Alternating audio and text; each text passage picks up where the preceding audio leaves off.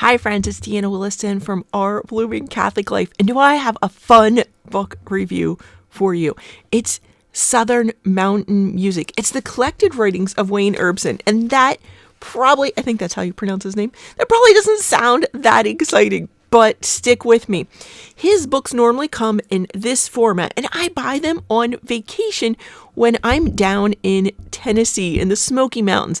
I read them in a rocking chair on the front porch of a log cabin, possibly in the hot tub, although we've learned the lesson. We don't read about murder ballads right before we go to sleep. Don't do that. But his writing in these books are history interwoven with tall tales, interwoven with music. And I play a mountain dulcimer, so I'll sit here then and transcribe these songs out. I play noter style, so I'll write the number of the fret basically above all the notes, learn the tune, and then look, you get all the lyrics. And there's often multiple versions of a song. He gives you the history of the song, the history of different authors who've performed it. They're chock-a-block full of pictures, breakout little notes. They're just great fun. This one even includes some recipes. Now, this is a book we've done before. Let's get into our new book, which does tell you it's more of a history book, and it's collected writings. It's collected writings. So you're like, so you may have seen some of these before, right? Here is our table of contents. Again, I got it in PDF form. This is an advanced review copy. It is what it is. You can see it's not the way I normally like table of contents, but that's because there's so many little articles.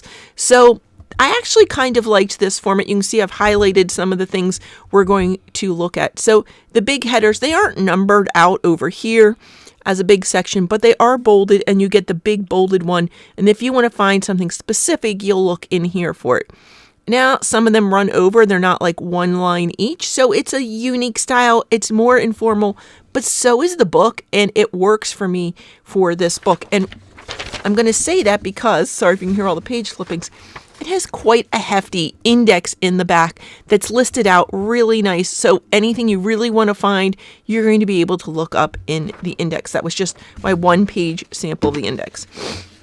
So what are some things in the table of contents? The acknowledgments, sweet. The foreword, perfectly wonderful introduction. And the author himself has an introduction. I have an excerpt of it here below.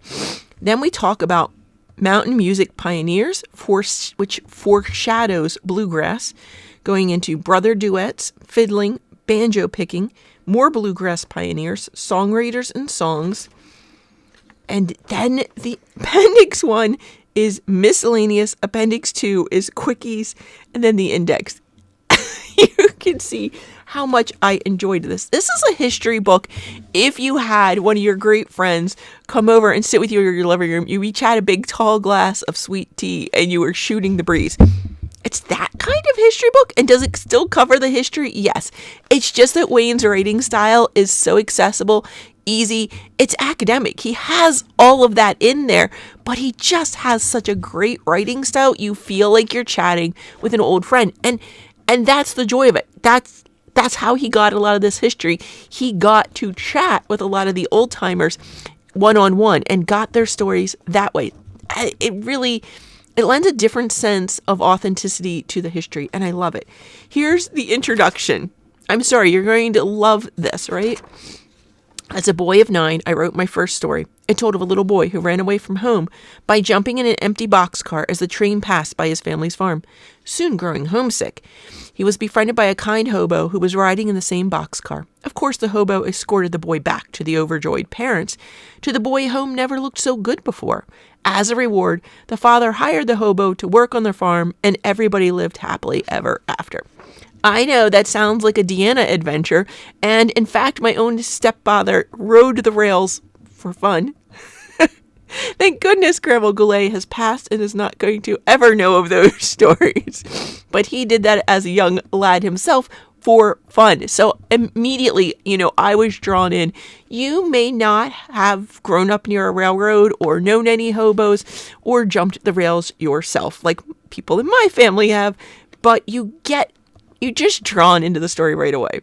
He says here, not all my stories have had happy endings. In the 1960s, I studied at the University of California, Berkeley, and majored in American history.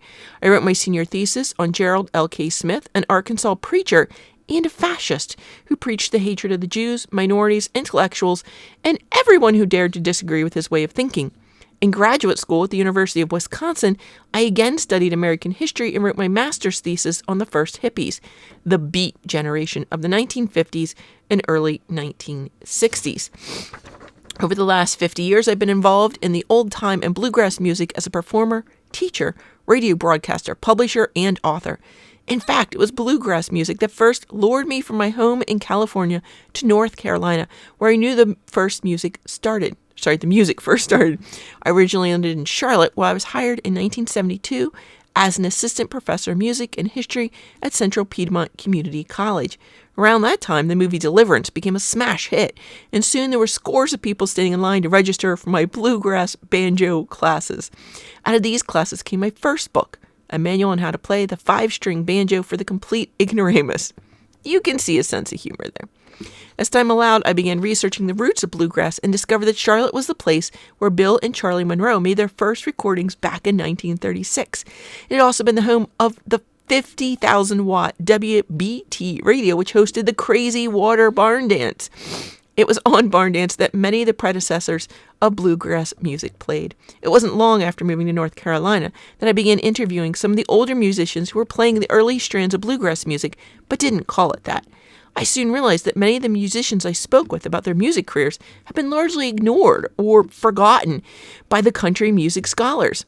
Looking back, I am grateful I was able to capture the warmth and humor of these musicians so that future generations will know the role they played in the roots of the old-time country and bluegrass music.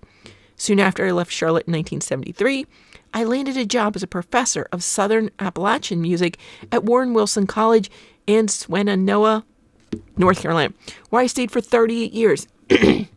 After retiring from Warren Wilson, I accepted a teaching position at the University of North Carolina, Asheville, where I currently coach the universities. And I cut you off. I'm assuming it's this bluegrass band, but I don't know. I cut you off. I'm going to leave you hanging on a number of these stories, and quite purposely. Let's read a little bit of a style on mountain music pioneers foreshadowing bluegrass. And here's the picture of the article. Bluegrass roots in Western North Carolina. Western North Carolina was fertile ground for the birth of bluegrass music. In fact, no other region or state has contributed so much to its development. For many people, the appeal of bluegrass music is as a relatively new form of music that sounds old. Most scholars agree that bluegrass first gained national attention when a classic edition of Bill Monroe and his Bluegrass Boys appeared on the Grand Ole Opry between 1945 and 1948. In addition to Bill Monroe himself, the legendary band consists of Lester Flatt on guitar, Earl Scruggs on banjo, Chubby Wise on fiddle, and Cedric Rainwater on bass. The reason that bluegrass music sounds old is the synthesis of many older So you can see he's got the history, but again, it's like talking to an old friend because that's how he gained a lot of his knowledge. Not all of it, but a decent amount. And I'm sorry I included this just for fun because it appears to be, and I could be wrong here, but I think this is the author himself and his wife. I don't know what this picture is except what it says. Wayne Erbsen and Barbara Swell at the Zebulon B. Vance birthplace in Weaverville, North Carolina, circa 1995, photographed by Martin Fox. I don't know, random. It says here, adding to the fiddler's unsavory reputation is his long association with the devil. In the book Popular Beliefs and Superstitions of North Carolina, we discover the best method of learning to play the fiddle. Before sunrise on 5 mornings, take a fiddle and go into the country until you come to one of the main roads or to a crossroads. On the 5th morning, you will meet a man also carrying a fiddle. He will teach you to play. He is the devil. And so there's a section on the fiddle and the devil. We have that marked over here in our table of contents. I thought I did. Wait, what page were we on? 52. We were thicker than fiddlers in hell. That is the section we were on. I also have a section here on fiddles, fangs, and folklore. This is page 86. I believe it's 86 of the PDF I have at least.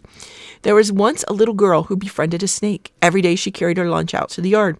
Finally, the curiosity of her parents was aroused, and they soon followed her and watched her sit down to enjoy her bowl of bread and milk. Suddenly, a huge rattlesnake slithered out from the grass and coiled beside her to be fed bread and milk from her spoon.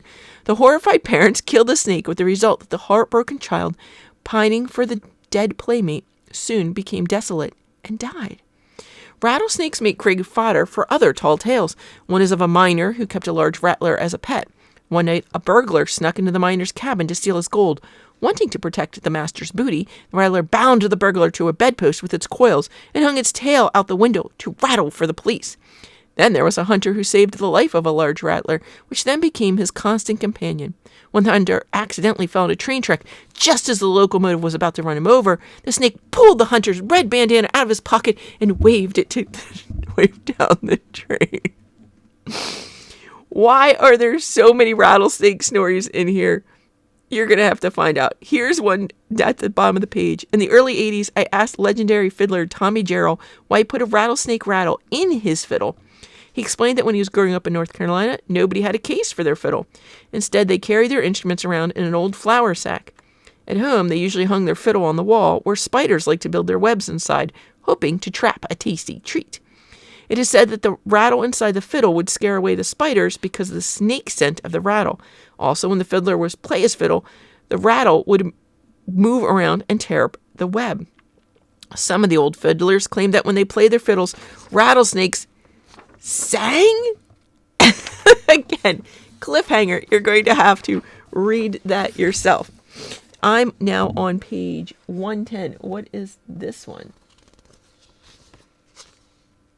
Oh, no, this is still about the snakes, I guess. No, I don't know. I copied out page 110, and I don't know why. This is from, I think, Cleo Davis, the original Bluegrass Boy. This one might have been by accident. I says, I tried to convince Ed I barely knew how to hold the thing, and I didn't even know an entire song, but he wouldn't listen. He and my cousin fairly insisted that I check out the ad and promised a little violence if I didn't. Since I didn't even own a guitar at the time, my cousin went down to the Hawk shop and bought one for me about $2.40. So dressed in my Sunday best, I picked up a guitar and a copy of that newspaper clipping and went across Atlanta to check out the ad. My cousin went with me to make sure I didn't lose my nerve. We got to the location in the ad and found it to be a small trailer sitting next to a service station. When we approached the trailer, we heard country music coming out of that thing. I was a little hesitant to knock on the door, so I waited until the music stopped. 2 or 3 guys came pouring out, and the man inside told them if he decided, he'd give them a call. We were then invited in, and I trailed in last. Introductions were passed around, but I never did get his name. He said, well, who plays the guitar? I eventually pulled it out from behind me where I had hid it and said, I do, sir. He asked, well, what can you play? Oh, maybe a verse or two of This World Is Not My Home, or What Would You Give in Exchange for Your Soul, not knowing at that moment who I was talking to. My mind then flashed back, and I remembered how I had learned those 2 songs. Several years before, I picked up the Grand Ole Opry over radio WSM. There I heard people like Arthur Smith and the Dixieliners and Clayton Mitchell and Delmore Brothers, and I thought the Delmore Brothers were out of this world. A little later, some other brother acts came on the scene, such as the Callahan Brothers and the Shelton Brothers. Then I heard 2 brothers who had exactly what I thought I'd been looking for, the Monroe Brothers. I had no idea where they were located and had never seen them, but I picked up one of their records of This World Is Not My Home and What Would You Give in Exchange for Your Soul, and that's how I learned those songs. I was awakened out of my thoughts when the man sitting before me asked, you can sing What Would You Give in Exchange for Your Soul? I said, yes, sir, I think I can sing that. So we proceeded to tune up together, but I soon found that my $2.40 guitar would not tune up to that beautiful mandolin he had. So he tuned it down to my guitar, and we hit out. We had done about a verse and a chorus of What Would You Give in Exchange for Your Soul when I recognized the voice. I didn't recognize the name, but I recognized the voice. This had to be one of the Monroe brothers. I got so scared I lost my voice and I had to quit playing. He asked me what was the matter, and I told him I had forgot the song, so we talked for a moment, and I tried to calm down. I think he knew what had really happened to me. I had realized I was standing there singing with Bill Monroe, and I was shocked beyond reason. So I finally recovered, and I said, let's try. This World Is Not My Home. So we tried that. I was beginning to get brave, and I sang nearly 2 verses until I got scared to death and lost my voice again. He had to laugh a little about that and kidded me and said, you'll get over that. We did a better job of it the next time. His wife, Carolyn, was sitting at the end of the trailer listening. He said, Carolyn, what do you think? She said, She said that I sound more like Charlie than any man she ever heard not to be Charlie Monroe. I seen a grin come over Bill's face, and he said, "Let's try that number again. I think we did a little better that time." And he turned around and told Carolyn, "I think I've found what I've been looking for." And as I tell you, almost all of that's in quotes. He talked to the old-time musicians and got their origin stories. It's lovely. Here I am in the chapter called Songwriters and Souls, and my PDF, it's page 145. At the top of the page, it has Staggo Lee, but I'm jumping down to Diamond Joe. And I believe this is the author himself talking. "I've always been a sucker for a good old cowboy song. In the early 1960s, I got bit hard by the folk music bug that was sweeping the nation. One of my favorite performers was Ramblin' Jack Elliott. To me, he was a perfect combination of a cowboy and a folk singer. We frequently went to see him perform at the Ash Grove in West Hollywood. He told me one time the reason they called him Ramblin' Jack was because he never stopped talking. On one of his long-winded introductions, his voice got lower and lower, and his speech got slower and slower, until there was nothing coming out of his mouth except the soft sound of him snoring." Being a closet cowboy myself, my favorite Ramblin' Jack Elliott song was Diamond Joe. Several years after I learned it, I heard a country LP of an old-time group called the Georgia Crackers doing a completely different song called Diamond Joe. I always lamented the fact that Jack Elliott's song didn't have a chorus, so I combined the chorus of the Georgia Crackers song with Jack Elliott's Diamond Joe. Oh, and here's Ramblin' Jack Elliott for you. "Yesterday I was singing my Diamond Joe around the house, and my wife Barbara," this is why I thought that was his wife Barbara in the picture, because the woman in the photograph, her name was Barbara as well, said she commented on the chorus, "Diamond Joe, come and get me. My wife now done quit me." And she asked, why did his wife quit him? Since the song doesn't exactly explain it, I guessed that he was a shiftless, smelly, no-account cowpuncher, and that she moved on to someone more appealing. This made me remember that several years back, I had done some research into the origins of Jack Elliott version of Diamond Joe. With the help of Nick Hawes, I traced the song back to his father, Baldwin Butch Hawes, the husband of Bess Lomax Hawes, who was the sister of Alan Lomax and the daughter of the famed John Lomax. Nick told me in 1944, Butch wrote the song in New York City for a BBC radio program called The Chisholm Trail.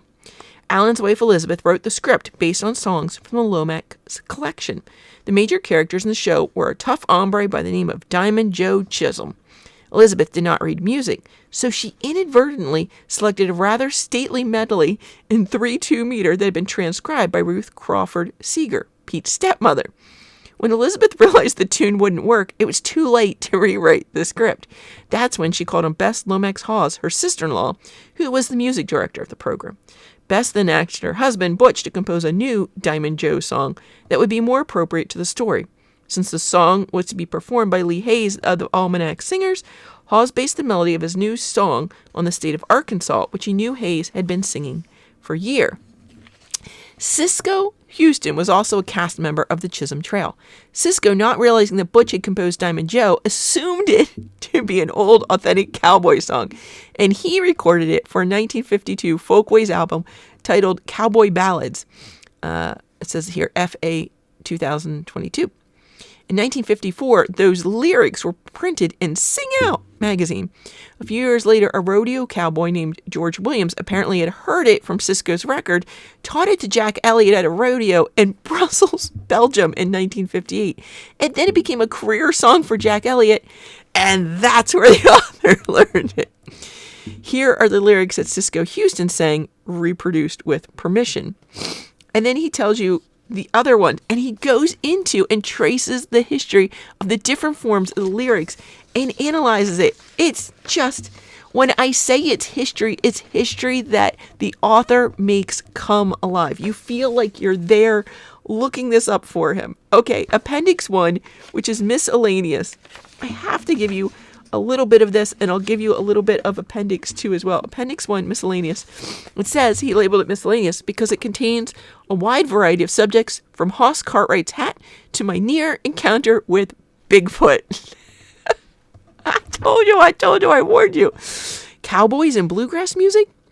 As a kid, yeah, there he is. He was a cowboy when he was young, clearly. As a kid, I desperately wanted to be a cowboy. I dreamed of owning a horse, riding the range, and doing what cowboys did. And why wouldn't I? Every night I slept under my cowboy blanket. My lunchbox was decorated with the decal of a handsome cowboy twirling his lariat. I grew up at the dawn of television, so all my heroes were cowboys. Hopalong Cassidy, Shane, Roy Rogers, Gene Autry, John Wayne. I watched Gunsmoke, Have Gun, Will Travel, The Rifleman, Bonanza while eating TV dinners. My favorite actor was Gary Cooper, whose riveting role in the movie High Noon knocked my socks off. Back then, the entire country seemed to be smitten with everything cowboy. But we can't blame Hollywood and Marlboro Man for the popularity of the cowboy as a cultural icon. In 1893, noted historian Frederick Jackson Turner wrote an influential paper called The Significance of the Frontier in American History. Turner convincingly argued that the idea of the frontier was crucial. So see, there's hardcore history research in here. It's just woven in such a beautiful way. What do we have here in the last section? If I can find my table of contents here. Sorry, let me go back. It calls Appendix 2 Quickies. That's what it calls them. Quickies. And here I'm on page 182, and you can see what he means. These are quickies. Just little fun things that he has, stories he's heard, and some from very specific people. They're just quick stories. The Stanley Brothers bass fiddle. In the 1960s, when the Stanley Brothers had a full band, they would all cram into one car. The bass had to be topped on the top, so if it rained or snowed, they'd have to pour out the water before they show. Luckily, they used an aluminum base. The next one, You Ain't Coming Back. A moonshiner stilled away up the mountain. One day, some revenuers came knocking at his door. A moonshiner had a still way up on a mountain. One day, some revenuers came knocking at his door, and his boy came out to talk with him. Where's your pa? He's up making whiskey. Can you show us where he's at? I sure can, but it'll cost you $10. Okay, I'll pay you when we get back. Sir, you ain't coming back. I told you, murder ballads. I told you. Bluegrass. I wish I knew where that book was. The Log Cabin book is right here at my feet. That's just a miracle. I don't know where my other book is, the one with the blue cover. Sorry. Bluegrass Motels. The owner of a North Carolina motel once told me that Bill Monroe and the Bluegrass Boys, as well as Lester Flatt, Earl Scruggs, and the Foggy Mountain Boys stayed there when they were performing in the area. When Monroe's band slept there, Bill had his own room, but his four-piece band all had to share one room with two beds. However, when Flatt and Scruggs were guests there, each member of the band had his own room. So some aren't really... They're all over the place. They're not all jokes. They're not all funny stories. This one's called Leave Now. Not long after learning the fiddle, I joined other friends who were also beginners and formed an old-time band. We certainly sounded scratchy, but we had enthusiasm. One time we landed a good-paying gig in a lodge up in the mountains in Eastern California. Halfway through our first tune, the owner rushed up to me, stuffed some bills in my pocket, and said to pack up and leave. Surprised, I said, well, let us at least finish this tune. No, leave now. Humility of the author is very, very much out there. Laying out pants. When I first moved to Asheville in the mid-'70s, I didn't know many musicians. I finally jammed with some good bluegrass guitar player, so I suggested we get together on Saturday to pick some. He said, oh, I can't possibly do that. I have to lay out my pants for church on Sunday. I took the hint. In all fairness, friends, on this channel, I tell you should be preparing for Mass the day before. So perhaps he was just preparing for Mass. We may never know. Okay, let me find the order form again so you can see this book. Oh, goodness. And this is the problem of printing out selected sheets from a PDF. Is I've grabbed them off and on. Here we go. It is a $40 book. It is over 200 pages. It is a hoot and a half of history. That's what I'm going to call this, a hoot and a half of history. Here you go. Go ahead and order yours today, friends. I'll just do a close-up on that Southern Mountain Music. Great book. I'm going to highly recommend that. I hope in the future someone purchases that for me. I have it on PDF, but you know me.